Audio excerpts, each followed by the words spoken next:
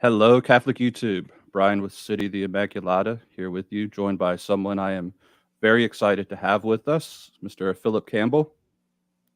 Mr. Campbell has authored over 20 books on various historical subjects, most notably the Story of Civilization series from Tan Books. He is also a founder of Cruachan Hill Press, a publishing imprint specializing in works of Catholic history and spirituality. Mr. Campbell also teaches history for the Homeschool Connections, an online Catholic curriculum provider, and he has kindly agreed to come on today to discuss a subject that I am super excited to discuss with him. His most recent work, the Saga of Ireland, a concise history of the Emerald Island. Mr. Campbell, hello. Hi, I'm very glad to be talking about this.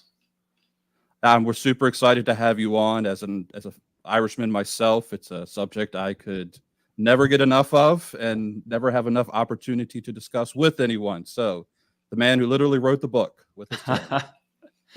Yeah, it took a long time too. I think I spent probably 23 months writing this thing. And I have been working through it for the last few days, and I'm super excited to jump into it with you here today.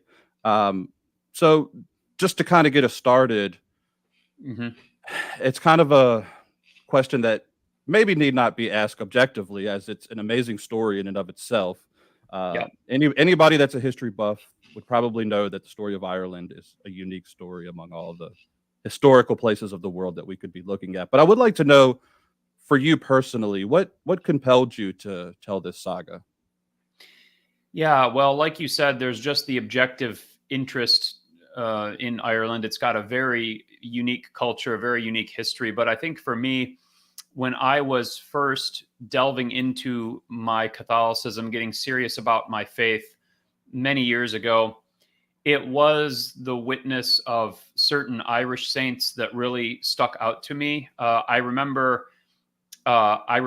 reading St. Patrick's Confessions and being deeply moved by his story and his spirituality, of him describing himself praying 100 times a day and 100 times a night on the slopes of Mount Slemish in preparation for his work among the Irish, or in preparation for just preparing his soul before he escaped and went and became a priest and then came back. But I was deeply moved by that. But I think the turning point was when I discovered St. Columba, the Apostle of Scotland, who is often lumped together with Patrick and Bridget as part of kind of a trinity of Irish saints called the Trias Thaumaturga, the three wonder workers. And Columba was such a dominating personality in early Irish history and in the history of Scotland too. And I'm actually I'm Scotch-Irish, more Scottish than Irish. When you go back far enough, they all kind of get blended together. But it was through my research into Scotland that I came across St. Columba, because Columba was the one who brought the faith to Scotland through the land of Argyll, which was the old kingdom of Dalriata, the Irish Scottish colony, through his monastery of Iona. And it was through reading about Iona, the physical island, the structure, the geography, the archaeology of Iona, I got really interested in the life of the monks there and in Columba. And I read the life of St. Columba, and I was so, I was so impressed by him. And also not just by him, but there's a very unique flavor to the Irish saints, especially of the Golden Age. They almost seem like they're I don't want to stress the otherness of Irish Christianity too much because sometimes that gets overstressed, but like it was like there's no saint stories like these ones. They're so odd. You read stories like, like Saint Cyllin has an eyebrow hair that if you look at it at sunrise you die. Like there's these just wild stories, and Saint Columba had these great, just I'll just say off the wall stories that were so entertaining, and I just came to love it as a Catholic, as a historian, but just also as a lover of historical literature. And so many years ago, I did my own edition of Adamnan's Life of Saint Columba. I wrote an introductory essay on it. We'll put a link to it in the show notes here. And I just fell in love with him. And then I kind of realized, though, that he was part of this whole tapestry of this whole network of saints and people. You go back to this time in Irish history, and it's like almost there's so many saints. You go to Ireland today, you can't go a few kilometers in the countryside without coming across a holy well or the ruin of something that's associated with some saint. And it just kind of struck out to me that this was an extraordinary place. And later I would do a new edition of the Life of Saint Bridget of Kildare as well, because she with Columba and Patrick are one of the three great saints there. But I think also as a Catholic, I want to mention that the more I came to study old Irish Christianity, the more I came to see Irish Christianity as a template of how the church could be renewed. Because Irish Christianity had such vitality, so much vibrancy to it, and it was enculturated so well, and it produced such a unique flowering of culture and civilization that when I would look at the cultural wasteland of modernity and then contrast it to Catholic Ireland in its golden age, I would see like this is a model for how our faith should be enculturated. So I am somehow convinced that the more we recover the treasures of Catholic Ireland, the more we will see a path forward in our own situation, and that this is somehow a part of our story that's still unfolding. I have so many questions. I want to. It's a lot. Well, one, I didn't know. I actually have over right on my shelf. It's kind of one of the books that I have sitting to the side. I have the Life of Columba. I didn't know that you had your own, and I have to add to another to my wish list now. So I'm always in need of some good recommendations. That's cool. That's great. That's one of that's a classic. I absolutely love. I absolutely love that book. Yeah, it's great. Now, refresh my memory if you wouldn't mind real quick with St. Columba. Was he considered part of that original the Iberna missions out of Ireland and back into the British Island up into Scotland, right? That's where you were saying with that. Yeah. He was one of the first that founded a successful mission in Scotland. But of course, Scotland at the time, this was still an Irish Gaelic speaking area in the Kintyre Peninsula, the part of Scotland that is now called Argyllshire. That was an old kingdom called Dalriata, which was like a colony of Gaels who had migrated over to Scotland. And so Columba started his mission there in the Hebrides from Ionia, and then he pushed into the Pictish territories in more mainland Scotland. So in many ways, he's not only the founder of Christianity in Scotland, but the founder of Scotland itself, really. Yeah. Columba was, I don't want to get too into the weeds on him, but there was an important meeting in Ireland in Columba's life, which was called the Convention of Drumcott, which was about whether the Scottish Irish were going to be under the kings of Ireland or whether they would be recognized as an independent kingdom.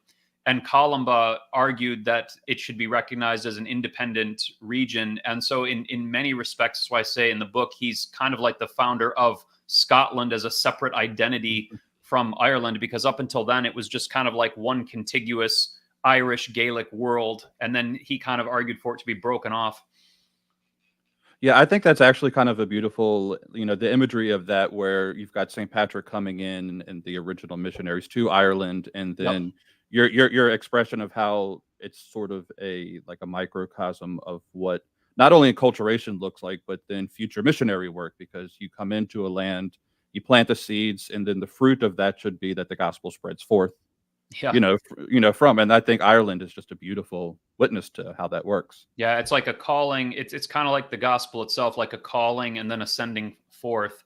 Hmm. Of course, in Columba's case, you know the story. He kind of wound up as a missionary as an act of penance for his part in a battle, right? The battle, and I don't want to mispronounce it. Forgive me, any Irish listeners. I'm still learning my Gaelic pronunciation, but the Battle of Culdrena, where there was an argument over a psalter that Hmm. that Columba had copied from Saint Finian of Movilla without his permission, and then retreated back to his homeland in Derry among the Northern O'Neill. And Finian wanted the psalter back, and King Derbit Mac Serbel ordered Columba to return it to Finian, and he refused. And there was a battle between these clans, and thousands of people were killed. And Columba was mortified at how out of control, how this spiraled out of control. This was when he was still young, and he undertook a voluntary act of penance. And his confessor, Saint Moles, told him to go abroad and to win as many souls for Christ as had been killed at the battle. And that's what brought Columba to Scotland. And he swore a vow that he would never look on Ireland again. And so, as the story goes, he sailed into the Hebrides until he reached an island where you could turn around and look and not see Ireland anymore. And there's still a cairn on the island of Iona, a pile of stones that marks the spot. It's called, I can't remember the Gaelic name, but it's called the Cairn of No Looking Back to Ireland. and it's the spot where he stood on the hill and recognized that he couldn't see his homeland anymore, and this was the spot of his exile. It's a very Wow. beautiful story.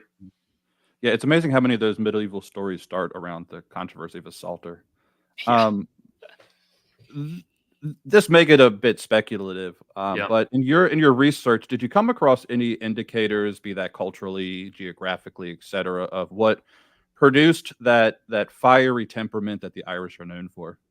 Yeah. Well, first off, we have to be a little careful because fiery temperament isn't something that could be empirically verified. But Yeah. let's just say anecdotally, the Irish temperament. I think it has to do with the great amount of. Well, first of all, the Gaels are like a subgroup of the Celts, right? The Celts were a warrior people. They were basically a warrior aristocracy, very much akin to like the ancient Mycenaeans or the ancient Japanese. And I found a lot of parallels between Japan and Ireland when I was studying this, believe it or not. But Yeah. so the Gaels are a subgrouping of the Celts, and they had a tremendous period of cultural homogeneity, meaning they were allowed to develop in isolation without outside influences for a very, very long time. For a period that you don't often see in history. Depending on who you listen to, the Gaels came into Ireland, maybe around 1000 BC, and they are the Romans, of course, never take over Ireland. It's never part of the Roman Empire, and so they make it through the whole Roman era without ever being invaded. They make it into the first millennium. They don't get invaded by an outside power until the 8th century AD with the Vikings, and even then, the Vikings don't conquer the island and subdue the Irish. The Vikings basically carve out some trading ports around Dublin and Waterford, places like that. It's really not until the Normans show up in the 1180s that Ireland actually gets subdued by a foreign power. So at this point, they have had cultural homogeneity for 2,200 years almost without outside interference. And when you have that level of cultural homogeneity, you almost have the I'm going to say the luxury in air quotes of being able to just fight amongst yourselves and not have to worry about banding together to throw off outsiders. And that's why the Irish were very, very independent, very, very clan based. You've got all these people on this island that's the size of the state of Indiana for 2,000 years, warring over its resources, warring over control. And in all that time, they never really develop an urban culture. They stay rural. They stay clan based. And I think it has to do with their long period of homogeneity and their independence as a clan-based warrior society. Hmm. And then, of course, over time, that's going to get subsumed as the English try to impose civilization. I'm putting that in air quotes again on the Irish, and their independence kind of morphs into what we now know as the fiery Irish temperament. And I have noticed that the civilizations that tend to interest people the most, and there's a lot of interest in Gaelic Ireland, but I've noticed this common thread of cultural homogeneity for a long time among other, like ancient Japan, where they had 1,000 years plus of being not invaded by anyone, or even in ancient Egypt, where they went for 2,000 years without being invaded by anyone. And these are civilizations that develop very unique characteristics that you don't see replicated in other places. And in the case of the Irish, it's a very independent spirit amongst other things that they continue to exercise in all sorts of circumstances throughout history. Yeah, and you have some really great like little insights and details in the book that I had considered, but I hadn't considered in a long time, like how the Irish and their situations, just with something as simple as like no access to Roman roads, and like what that may do to a culture for a few hundred years, where the rest of Europe has that, quote unquote luxury, right? Where the Irish Yeah, you can't are. you can't unify. You've got a heavily forested island with no real roads. Hmm. Lots of it is bogs. It's divided up by mountain ranges as well. It basically breeds independence, and Hmm. we could compare that to ancient Greece as well, which has the same. It's very mountainous, and the city states developed in isolation from any unifying political power.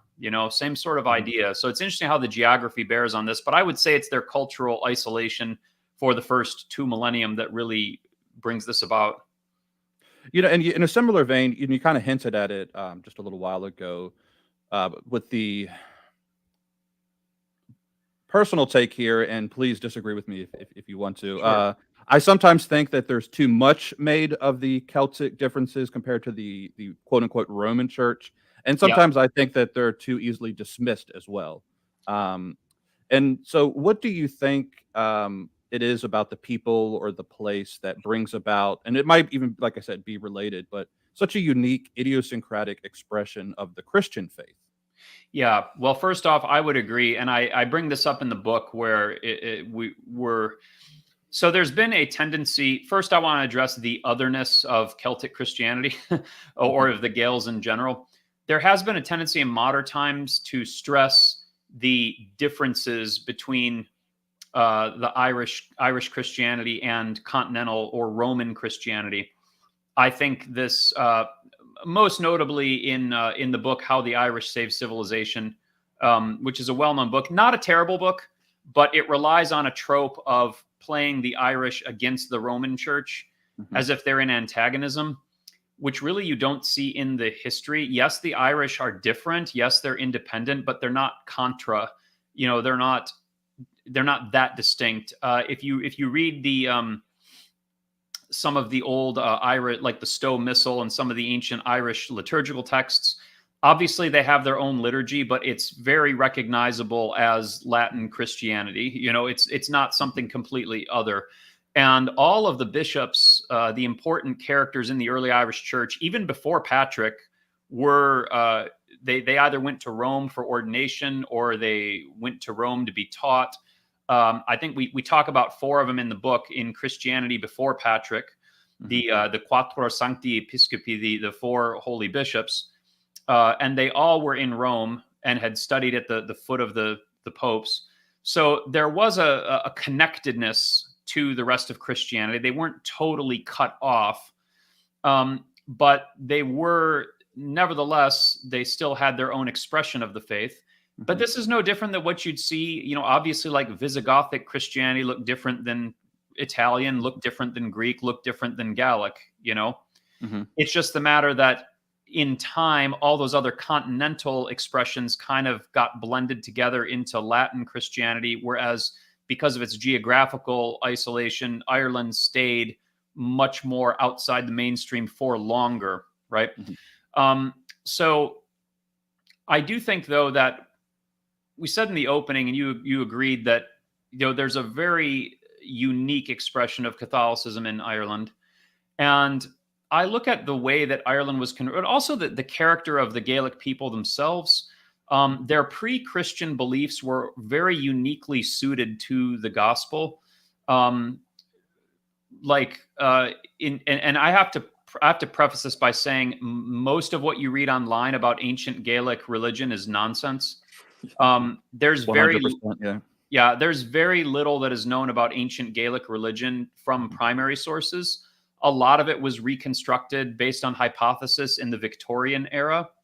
A lot of it comes through the hands of Christian monks who were writing 500 years after paganism disappeared, and represents not how paganism actually existed, but how Christian monks in the High Middle Ages imagined it might have existed. So we have to preface this by saying there's a lot we don't know, but the Gaels had a very lively spiritual awareness. They took the spiritual realm very seriously, and they believed that the spiritual world was always there, very similar to the way Christians viewed it. There's kind of like a spiritual realm that's overlaying the physical realm, and it's inhabited by all these beings who are there and continue to have influence on people's lives. The Tuatha Dé, the spiritual beings that live beneath the mounds, or the Sheed as they called them, and all these beings that they held were there.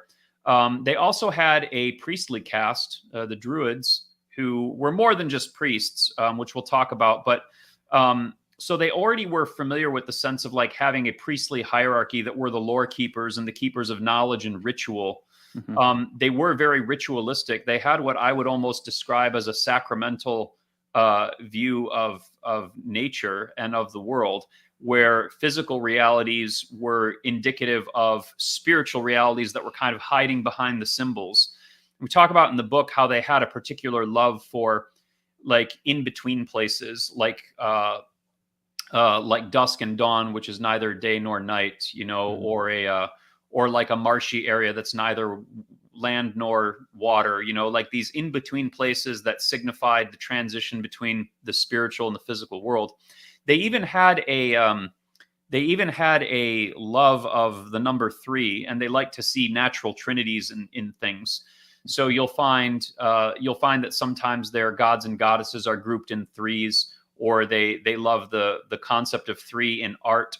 And even when, like I said, even when they become Christian, they group the great saints of Ireland are the Trias Thaumaturga, the 3 wonder workers, Patrick, Columba, and Bridget. So even though the story of Patrick teaching the Gaels about the Trinity with a shamrock is apocryphal, it definitely speaks to the lively awareness that the ancient Irish had about things like this, about the number 3, the spiritual world, the spiritual hierarchy. And so I just think that when the Christian missionaries came, they were just very well naturally suited to it. I guess another example we could take that is often observed is how well the Greek philosophical tradition was suited to receive the Christian revelation, right? And ultimately, that's because truth is truth, right? We believe in the unitary nature of truth. And even though obviously Christianity is the fullness of truth, the Catholic Church is the guarantor of truth, people are capable through reason of getting aspects of it right. And we tend to view in our Western culture that the ancient Greeks got a lot of it right. And I would say that in a spiritual sense, the Gaels got a lot of it right, not in the way the Greeks did, not in a rational sense, but in their kind of symbolic, sacramental, spiritual assessment of what reality is. They fundamentally got it right. So when the church came to bring this message to the Gaels, there was no need to overthrow so much of Gaelic paganism as much as enrich it or ennoble it, and purify the things that were contrary to the faith and then lift the rest of it up, which really is why so much of Gaelic culture survived into Gaelic Christianity, where that isn't the case in many other places. What's super fascinating about this to me, and this is a little afield, but I think you would find this actually really interesting. So I have done quite a bit of research. I actually have a series of videos on my channel about the conversion of the Lakota Indians here in the United States to Catholicism. And the parallels to what you're saying there are just utterly fascinating to me, because you would think, and this is, I mean, if you take where the Lakota were living Hmm. 150 years ago, it's very similar to how people were living about 2,000 years ago, Right. 2,000 plus year before the Roman Empire, roughly. Yeah. And so you would think people like that, like how in the world could this advanced church coming out of Europe and these missionaries appeal to a group that are basically living in cloth tents? And they were quite enamored actually with the Catholic priests. They called the Jesuit missionaries black robes, Hmm. and there's so much actually. If you look at Lakota spirituality, they had a vague concept of a creator, Yeah. a single creator that they called Wankantanka, and then they had a set apart class of medicine men, holy men, right? So they Yeah. knew about a set apart class, a caste of men that were set apart, and they were just so like and it's even like so many of the stories as well. You have people like Chief Red Cloud. It's very similar where Chief Red Cloud is the one that invites the Jesuits in. So you have the king, right? You have the chief of the Right. land. And it's just a modern telling of sort of that ancient story. And I just find that so. And Yeah, again, there's like, it sounds like it provides a more modern view of what might have been going on in Gaelic mhm, Ireland in the fourth and fifth centuries AD. yeah, Because I agree that probably would have been comparable to their mhm, living. So yeah, and because it does resonate, we tend to think of, I don't know. I think we impoverish ourselves when we think of Christianity too intellectually. And I mhm, love the intellectual tradition of Christianity. Don't get me wrong. I love the Thomistic, stuff, and the philosophical tradition. But we really impoverish ourselves when we don't consider other aspects of it. Like, how would this be preached to a pre-modern people mhm, that don't have that intellectual tradition? And Patrick and his successors figured it out, and of course mhm, they were deeply familiar with the Irish character and knew what would resonate with them, um so yeah, I just think that it's a very unique sort of enculturation, partially due to the knowledge of the missionaries, of the people they were going to, and then also just to the character of the Gaels themselves. mhm, They had, in the book, I have a whole chapter on their religion called The Other World, and the Gaels had this uh, it's really annoying. Sometimes in modern literature, they refer to it as fairyland, which is just kind of goofy. um, but the other world, Chirnanoch, or the other side, right? The place you get to by going through the mounds, or the place you get to by going down into the bog. It's the other mhm, side, which is like this inverse world where it's kind of like our world, but it's full of spiritual beings, mhm. right? And they absolutely believed that spiritual powers were everywhere, influencing things, right? And when you believe that, and then the missionaries come to you and say, "I'm going to tell you about the king of all those spiritual powers," Mhm, I mean, that resonates, man. mhm. That's like, it fills in the missing piece. Yeah, and gosh, I mean, I wish we had all day, because even just that, right, with the I struggle to express on my channel, and I bring it up a lot. What it's like, you can't, like, we with the Western mind, with all of the hundreds of years that we have behind us, like you said, of the intellectual tradition and the rise of the universities and all of these things. It's hard to put yourself in the place of a people like in the Western world. It's not uncommon for us to have to like to experience spirituality. We have to go out into the woods, right? Yeah, And yeah, like we have to go find God in nature, where it's like you have to put yourself in the mindset of a people that their whole existence, from their waking hours to their earliest memories, everything is like they're surrounded by it. There is no like yeah, I have to go experience it. Like the world itself is very cosmic in that, and I love what you're talking about. And it's maybe it's just an anthropological like meta discussion, but I love the fact yeah. that in that Lakota, which is completely unrelated to the Gaelic world, that the Lakotas also viewed a thin veil between the spiritual and the natural. There was no like, and they had a like, um, I forget the Lakota name for it, but it was like a road that's almost like a purgatory upon death. Like you don't just get to the afterlife; you have to walk the road Yeah. that's like purgative. So yeah, I mean, it's a Well, that wild yeah, thing. this view is fundamentally correct. Even though you get cultures that are wrong about the nature of the spiritual world, that belief is fundamentally correct. It's our modern view that is warped, of being like, I have to shut off my stuff to go experience spirituality, right? And I think really I think this is one reason why Gaelic Christianity is so attractive, is because people perceive this kind of integral spirituality in it. It's why is Franciscan spirituality so attractive to people, right? What does Francis say? I praise you, oh brother sun, I praise you, sister moon, water. He talks about water, light, the earth. He is viewing all the created order through the lens of God's glory.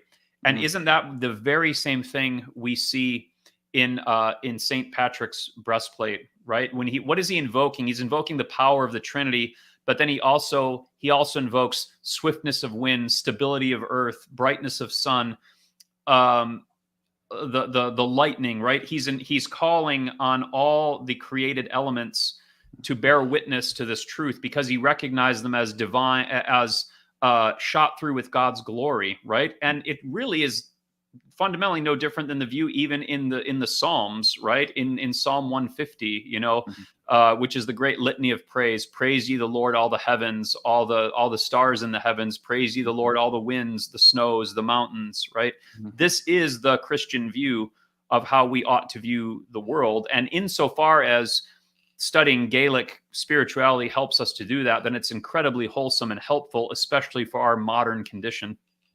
Well, if you were to ask me, Brian, would you rather go to a modern day university and evangelize someone on a campus in an Ivy League college, or would you rather go to the Gaels in the, whichever century, or would I rather go to the Lakota, 200?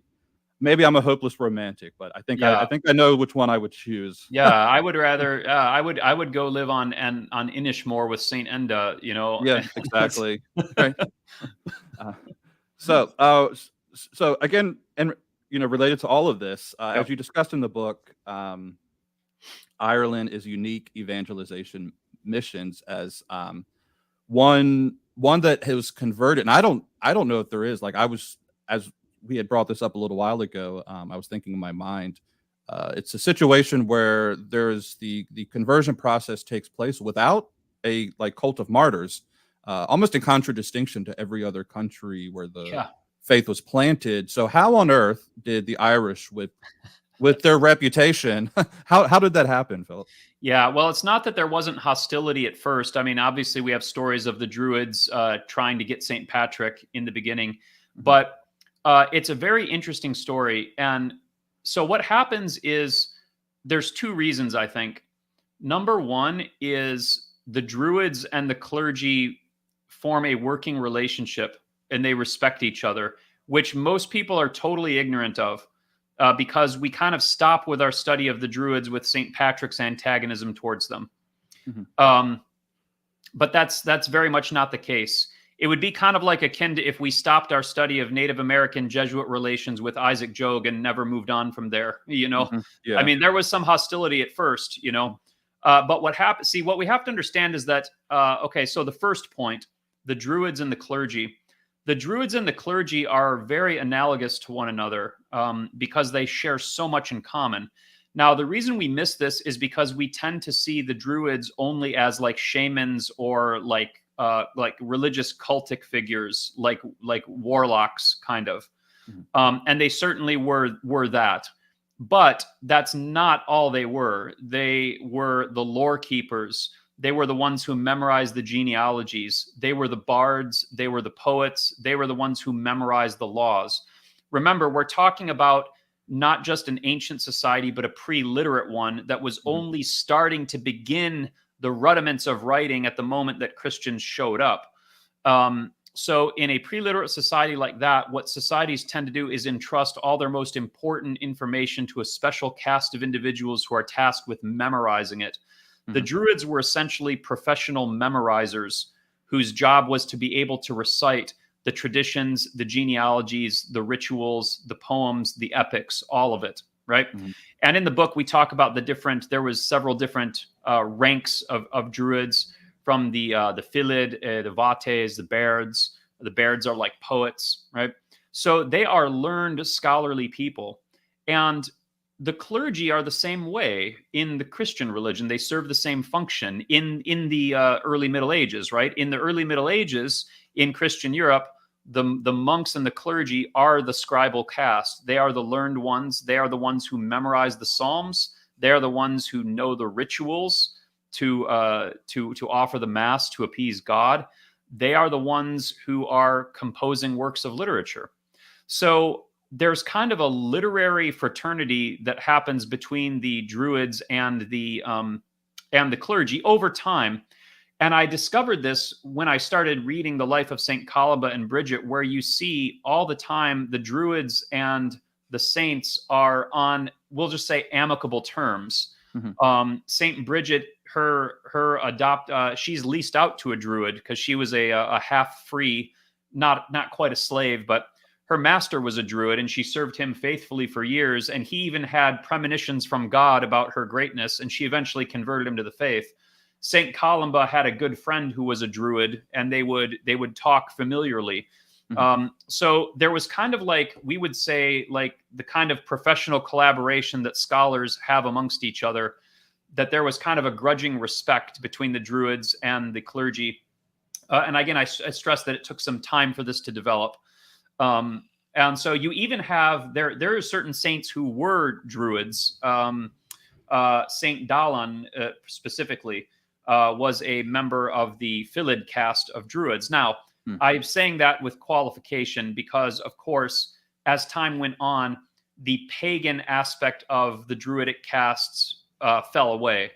And what happened was only those parts of the Druids that had to do with like poetry and genealogy survived. So all the Druids kind of withered away except for the Bairds, the Bards. And Saint Dalan was a saint of the 7th century who had been trained in the bardic school of the Druids and was considered a Philid, which was a master bard of the Druidic caste. Mm-hmm. So I would say there's that, but that alone doesn't explain it, because also what happened is Ireland did not have a state religion like you had in ancient Rome. So in ancient Rome, Christianity represents an existential threat to the cult of the emperor, because the cult of the emperor is a patriotic, right? If you don't worship the emperor, you are wishing harm to the Roman Empire, and therefore you are a threat to the state.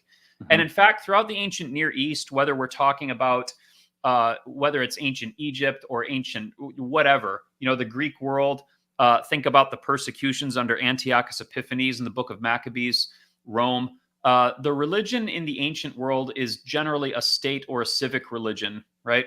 Where the religious authorities and the state authorities are kind of mutually reinforcing each other, such that a threat to the religion is a threat to the state. Now, you don't have that in Ireland. Yes, the Druids did offer support to the kings, but the Druids were actually above the kings. They were a separate caste entirely. And they could even call for a king to be sacrificed if there was a bad harvest or a famine. According to Gaelic belief, the king sort of personified the vitality of the land, and the Druids could call for that king to be human sacrificed. So the Druids were not instruments of the state, right? Religion was kind of separate from the government, even though, of course, we're talking about paganism. All these things are very closely related, but not in the way it was in ancient Rome. Now, what this means is that when the Christian missionaries come, yes, they're threatening the Druidic caste, but they're not threatening the civil authorities. This is what makes a huge difference. They're not threatening the civil order in any way, because the Gaelic chieftains don't have this sense of religion as being a tool of the civil society to maintain order. So the kings don't view the Christians as someone that's going to upend society, and therefore all the persecution that happens in Ireland, it will come initially from the Druids only. It's you'll find some kings who are like crotchety about it, like King Dare in the story of St. Patrick. He doesn't want to give him the Hill of Armagh to build the church on, and Patrick kills his horses or something. But so I guess what I'm saying is, like, the view of a Roman emperor, of a man like Decius or something against the church, is fundamentally different than the way the Gaelic chieftains viewed Christianity. So I think all of this means that because there was never a persecution of Christians in Ireland, um, Gaelic religion really posed no threat to the church, and the church really didn't pose an existential threat to the powers of the chieftains. And so what you Mhm. see is like a kind of a very smooth transition from one to the other that Mhm. doesn't involve the violent overthrow or persecution of one by the other. Mm. Are there any particular saints or scholars from the island? I know you've mentioned a few so far, but maybe a more obscure one that you are particularly interested in. Yeah, well, I did want to mention Saint Dallin, or sometimes called Dylan, who was he was he lived around the turn of the 7th century, Mhm. and he lived in the generation after Saint Columba. And Dallin was a poet who wrote some very popular poems. Some of the most popular literary works of ancient Ireland were written by Saint Dallin. He wrote a poem called the Amra Colum Chill, which is a Mm. poem in praise of Saint Columba. And the Amra Colum Chill is very interesting because it had this reputation uh, in the Middle Ages, not just in Ireland, but also abroad, where anyone who could devoutly recite the whole poem from memory would be assured a happy death, Mm. the grace of a happy death. It kind of had the function of the brown scapular, Mhm. but in Gaelic society. I'm actually being introduced to the text right now. I want to memorize it and recite it from memory Mm. in Gaelic, Mm. just to stand in this tradition. But and then he also wrote a poem called the Amra Sinain, which was a poem in honor of Saint Sinan, who was one of the 12 apostles of Ireland. Now, if you've never heard of Saint Dallin, I guarantee that everybody here is familiar with at least one of his works, which is one called the Raptu Mo'ail, which, if you don't know its Gaelic name, you probably know it under its English title, Be Thou My Vision, which is one of the most popular hymns across all Christian denominations, Be Thou My Vision, which was written by Saint Dallin under this Gaelic title. So he was also martyred by marauders who chopped his head off while he was visiting an island, and then, Mm. according to a lovely medieval story, he picked his head up and put it back on his body and continued to I've preach heard that. to Yeah. them. I remember that. I do remember that one, Yeah. yes. So, also another figure that stands out to me very strongly is Saint Enda of Erin, who is Enda is a monk who founded a monastic city on the Isles of Erin, which I think is that off the coast of Galway. I'm not sure, but I think it's in Galway Bay. But someone will correct me in the comments if I'm wrong on that. But this was, I think you probably read about him if you probably got to him in the book already. But this was a tremendous monastic community with thousands of monks living on these bare islands under a very austere regimen. He didn't allow fire on the island anywhere. Mhm. Like, Mhm. you couldn't have fire. And when I was studying him, it was like they had to make their own soil because the Mhm. island was so rocky. They didn't have soil, so If they if had. if I can just interject, Go ahead. if you guys these islands they have to be seen to be believed. So I would recommend going and, like, if you haven't seen them before, look them up because they're Yeah, yeah. Go pictures online and look pictures worth 1,000 words, right? yeah, look up the island of Inishmore. But it's basically a rocky island with some moss on it. Mhm. And what they would do is they would find cracks in the rock, and they would go down to the seashore and gather seaweed, and then they would mix seaweed into the sand, and then the decaying seaweed would put organic material into the sand and turn it into some impoverished soil that they could grow little meager, scraps of peas and stuff on to live off of. And they're sitting here making their own soil. They're not even allowed to have fires on this island, but yet it attracts thousands of monks, and it's a renowned school of missionary work. And all the famous missionaries, the 12 apostles of Ireland, all are traced back to St. Enda's monastery. People like St. Finian, the great St. Finian of Clonard, all these people come from there. St. Brendan spends time there. So he's such a monumental figure in Irish history. He's called the father of Irish monasticism. And I just love his story. He starts out as a nobleman who has no interest. He's a pagan who has no interest in Christianity. And his sister is a saint, Saint Fanicha, and she has a monastery or a convent, and he's pestering her to give her one of his nuns to be his wife. He wants to take a nun to marry, and he says, "Choose one of your nuns." And she agrees. and she takes him into the convent and shows him a corpse of a nun that just died. And she makes him look at the corpse of the nun and is like, look at this. This is where all your worldly vanity will get you. And then he has a profound conversion and then founds his own monastery. So he's such an amazing figure. I never get sick of reading about Enda and about these people. There's so many, though, we could talk about really. But they just all need to be better known. But unfortunately, many of them are not known outside of Ireland. I think a lot of their cults were obscured during the English period, probably deliberately. Yeah, and for me, I know it's very much obscure, probably. Maybe some of my listeners, but he's not a saint, but he is a scholar. I have a particular soft spot for Regina. You can chastise me if you will. I know he got transubstantiation wrong, but I have a particular love for his reception of the Greek tradition, which was very unique in the Western world. You don't have a lot of Greek speakers in as you're aware, in the Western world. Right.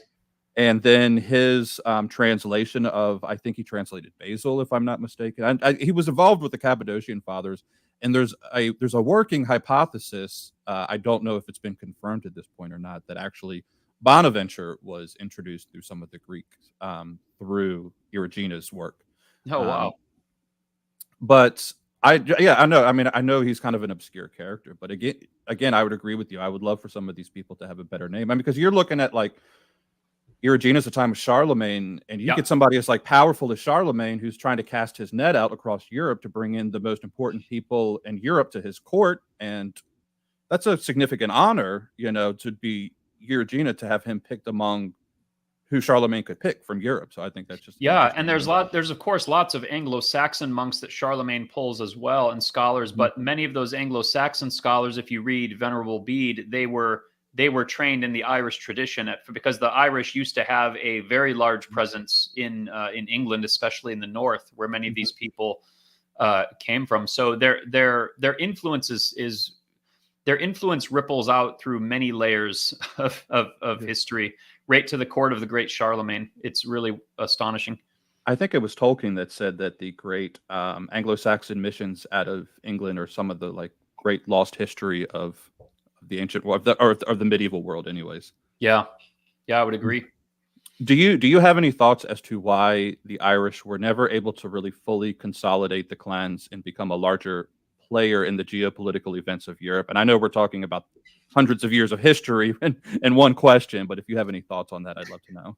Yeah, well, it comes down to what we talked about before about their independence, right? Yeah. The Irish had, for a long time, they had no sense of national, like we're sitting here talking about the Irish, but the Irish didn't necessarily view themselves as the Irish. They viewed themselves as O'Neill or Connachta or Dalkish or Oanachta, these various tribal groups that they viewed themselves as. So they weren't necessarily thinking of themselves. It would take external stress, an external threat to make them perceive their collective identity. And you see this first with the Vikings, where the Vikings are the first time that they get ravaged by an external force, and they start to see the benefits of unity.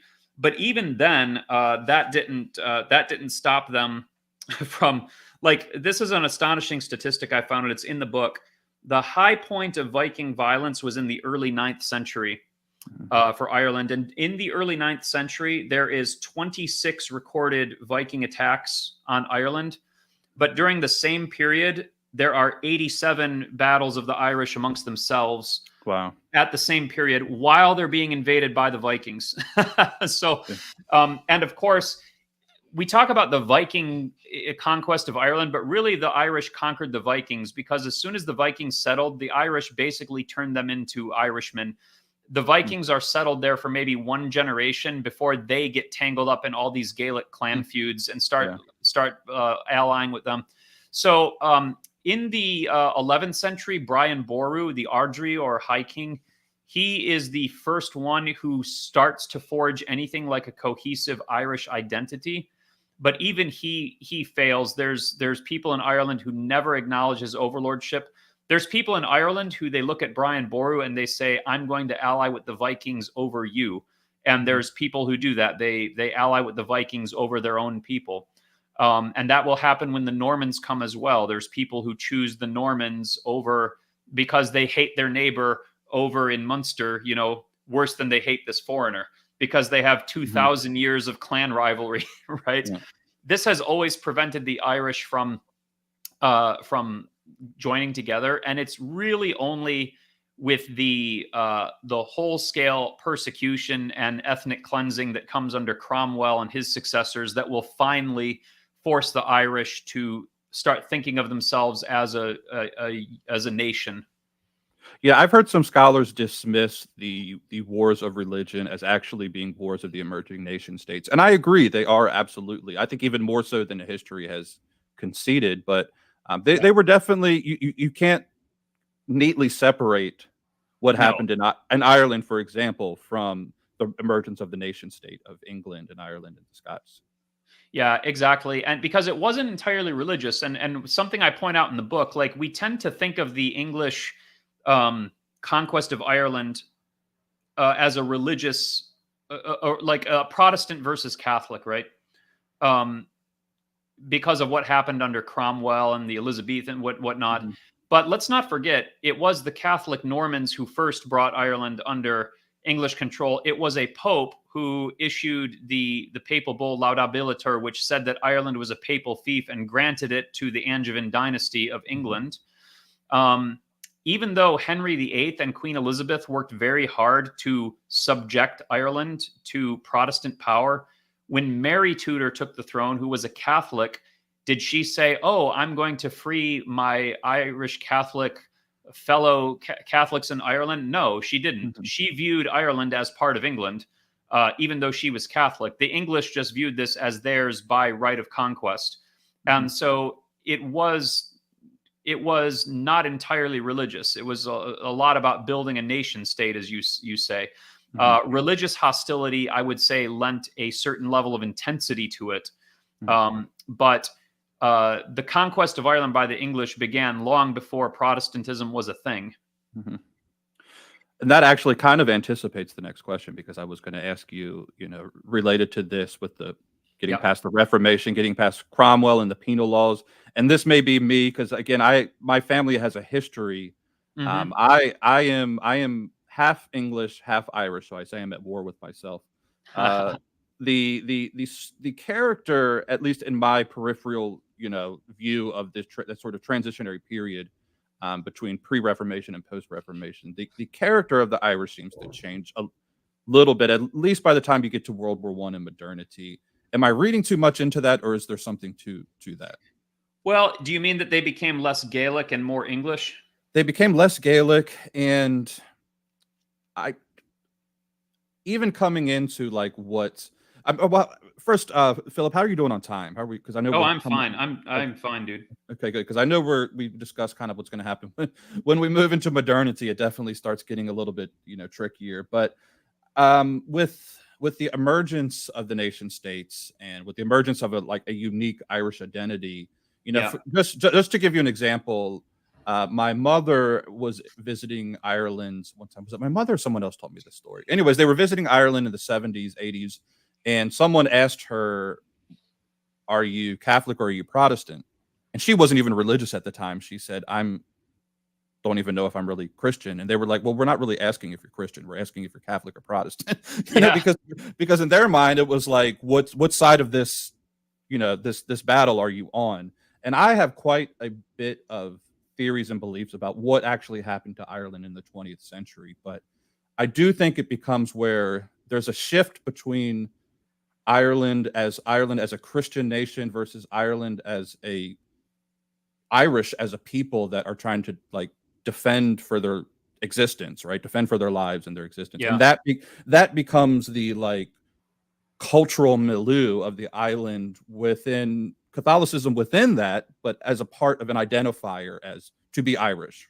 Am Yeah, I you're making saying sense with that that? you're saying that you get to a point where Catholicism becomes part of what it means to be Irish, where it becomes an ethnic identifier, kind of. Right, right. Yeah, I remember my old history professor in college. He told me about going to France, and he had this friend that said he was Catholic, and then the guy said and did all these various things that were completely at odds with Catholicism. And he said, "I thought you said you were Catholic." And he said, "Of course I'm Catholic. I'm Catholic, like I am French, like I am white." um, and I think you have a little bit of that in Ireland too. Yeah, And this, okay, so I agree. And this is because, though, the English made such a big deal out of it. Like, yeah, the English tried so hard to extirpate Catholicism and made Catholicism like all the penal laws, the suffering that the Irish endured, you could get out of it by simply repudiating Catholicism and embracing the Church of Ireland, which was a offshoot of the Church of England. Reading through the penal laws, they were so horrible. yeah, Like, this was like the most malicious campaign of anti-Catholicism I've ever read of, honestly. Like listen to this. One of the penal laws, if a parent dies and leaves his estate to the siblings get the inheritance equally unless one of the siblings converts to Protestantism, and then he automatically gets the majority of the inheritance. So it takes the vulnerability that comes with a parent's death and getting the estate and uses it as a tool of leverage to to incentivize one sibling to apostatize, to take the inheritance, to get out of poverty. It's kind of like going to two poor people and saying, like, "I'll give you this sandwich if you punch your friend." It's really malicious. But the way that Ireland became this way was because the English made Catholicism the pressure point. hmm And so if you weren't going to give in to English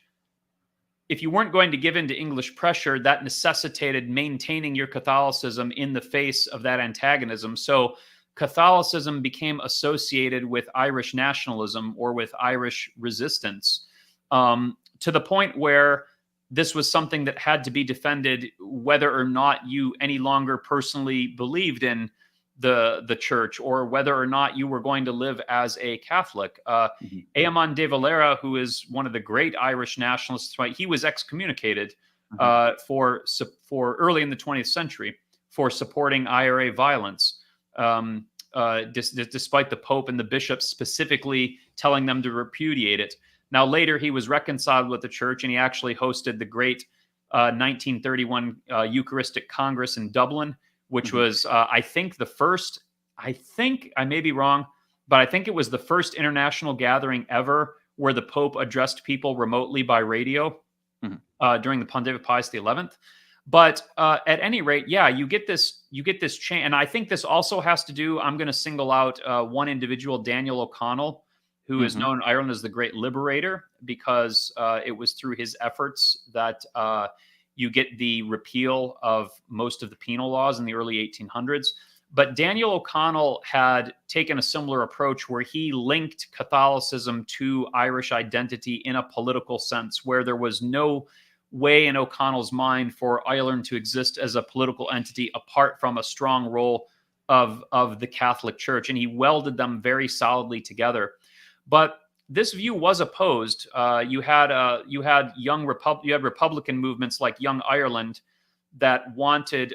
They were more influenced by things like the American Revolution hmm and the French Revolution and ideas of like separation of church and state and things like that.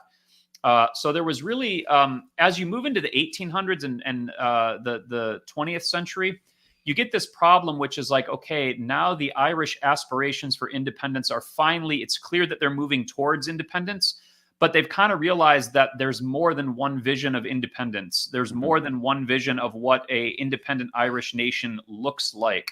First, like for Daniel O'Connell, he saw it as very much like an anglicized country that just happened to be Irish and Catholic.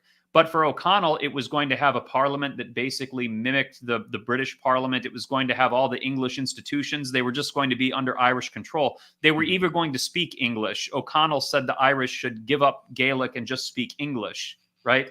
hmm Um, And then there was others that were like, no, we're going to have a republic where there's separation of church and state, and we're going to speak Gaelic like young Ireland wanted to. So there's all these different views of what independent Ireland will look like and how the church will play into it. And they don't really get to resolve these because independence will come to them very swiftly without these debates being resolved. And then they have to fight about it after the fact. Yeah, I have found, since you brought up, Dave Valera, I have mixed feelings on Dave Valera. Me too. Me too. Yeah, so, and I do have to be careful here, just out of respect, even though I know probably nobody in my family would ever watch this, but just out of respect for my family and my past and what I know that they all went through, I do feel like there was a collective hurrah around the War of Independence, and there's a collective amnesia around the Civil War. Yes, where I think honestly the Civil War is a little bit more representative of Ireland moving forward with the partitions of the North and South, and just that hostility that exists because, and I know it's never been proven, but I don't think that you would have had the assassination of Michael Collins had not Dave Valera at least been aware. I don't think he necessarily, I wouldn't accuse him of giving the order for the assassination, but he was maybe, I know the movie Michael Collins for dramatic effect clearly implicates him, and I don't think it's as clear as that, at least not that I've ever seen, but I do think that collapse there at that moment was kind of a pivotal point for the rest of. Yeah, and Dave Valera was I have mixed feelings about him too. As a Catholic, he's kind of an ambiguous figure. He clearly was a man of great vision and energy. He also was very clever and very.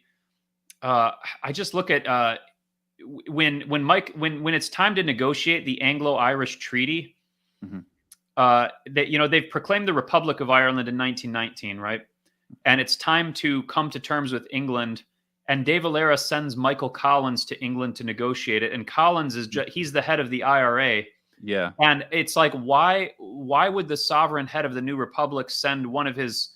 And it's clear that Dave Valera is not entirely confident they're going to get a good deal, and he wants to be able to blame Michael Collins in the event that the treaty is something that he doesn't like. And in fact, Dave Valera at the 1921 treaty, he had wanted either a republic or the unity of Ireland within the British Dominion.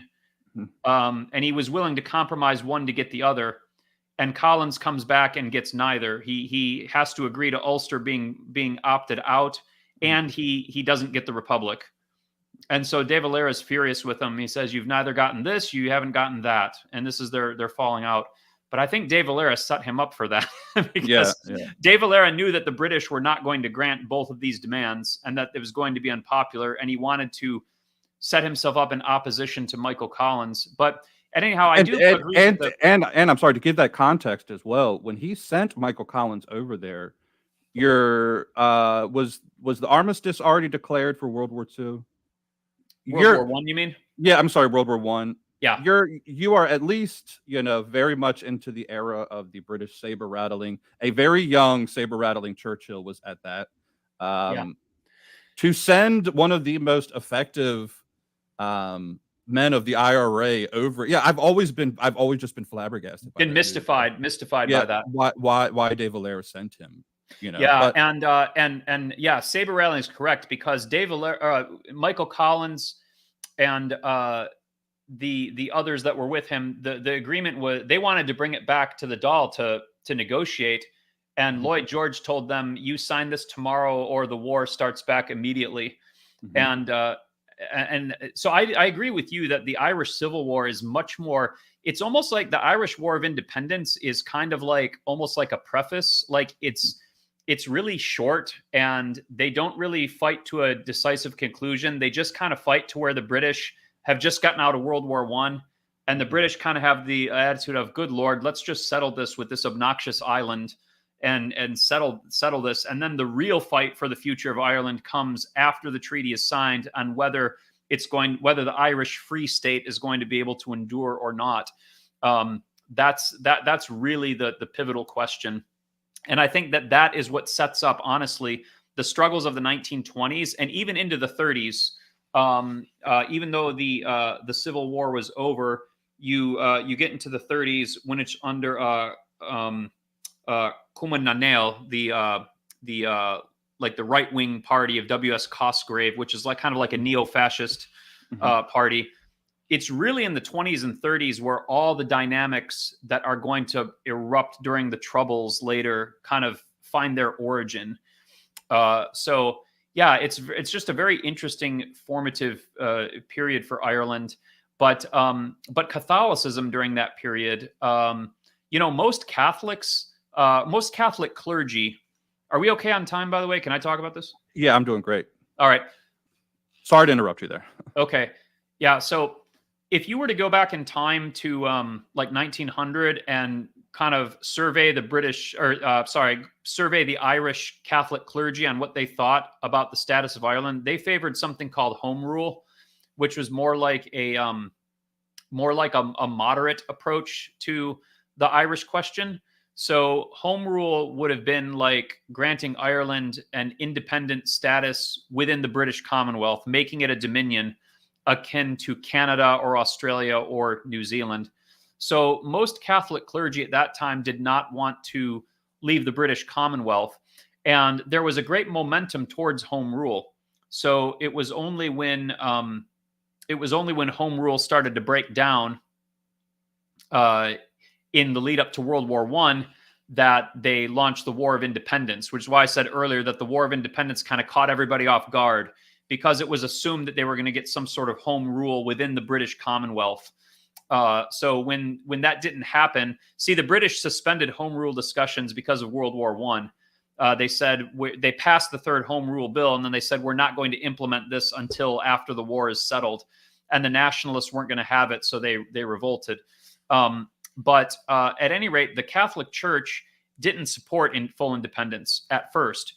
Once independence became inevitable and the Free State was created, then the vast majority of Catholic clergy were in favor of Michael Collins' Free State, as opposed to De Valera's people, which were known as anti-treatyites, for opposing the Anglo-Irish Treaty. So when you finally get De Valera come to power in the 30s, he has a very ambiguous relationship with the Catholic Church. He's consistently been on the opposite side that they have.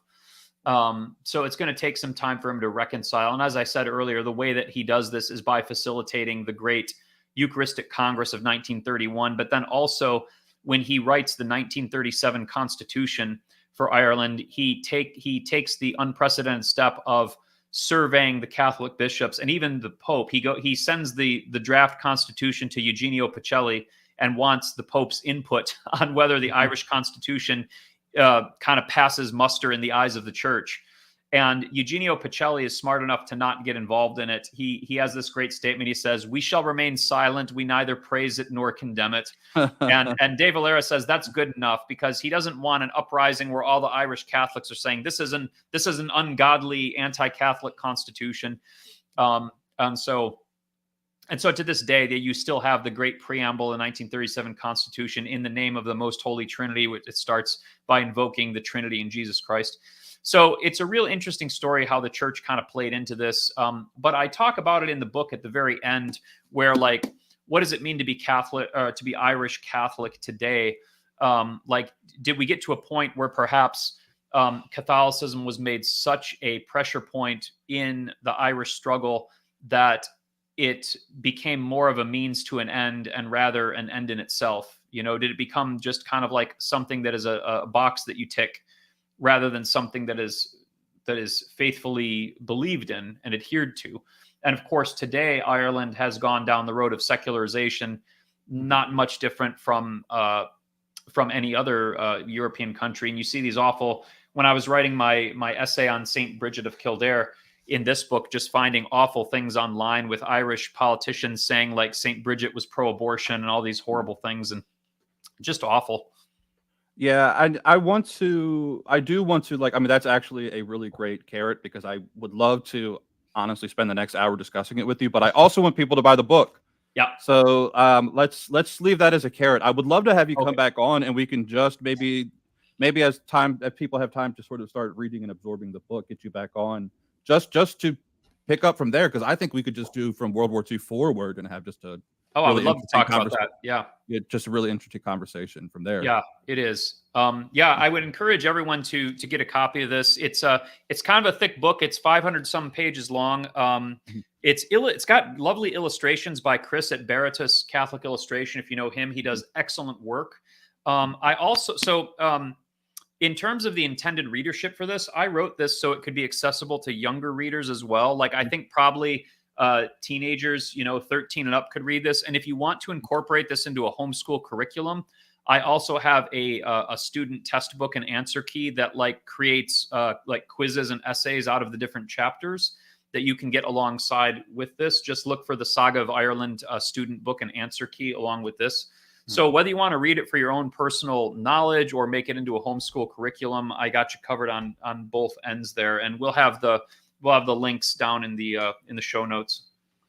Well, that's great. Look, Philip, I really appreciate you coming on today, taking your time and discussing with this. I think it was a great conversation.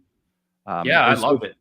Yeah, is there anything else? Anything you want to plug? Anything you got working on that you got going on that you'd like people to be aware of? Yeah, I have a few things coming up in the works.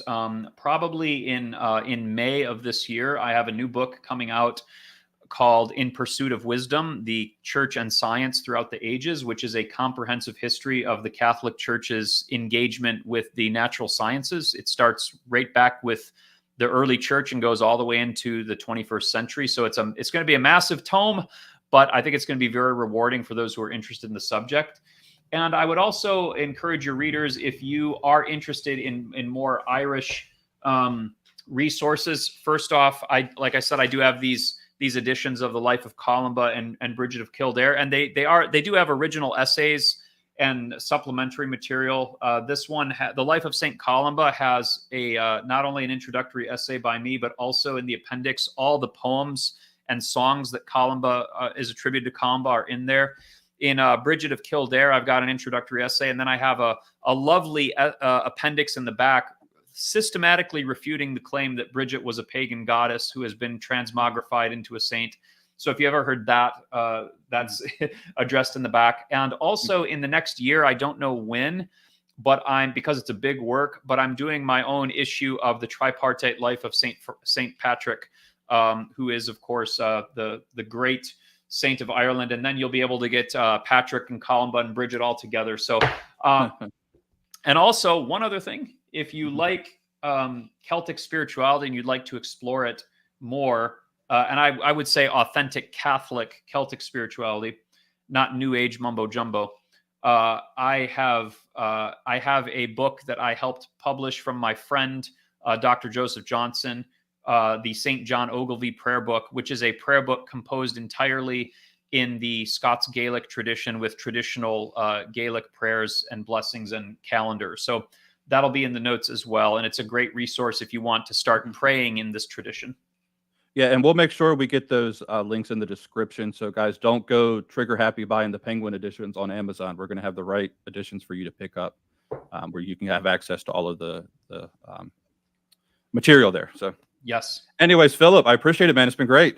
Thank you. Loved it. See you. All right, take care. Bye.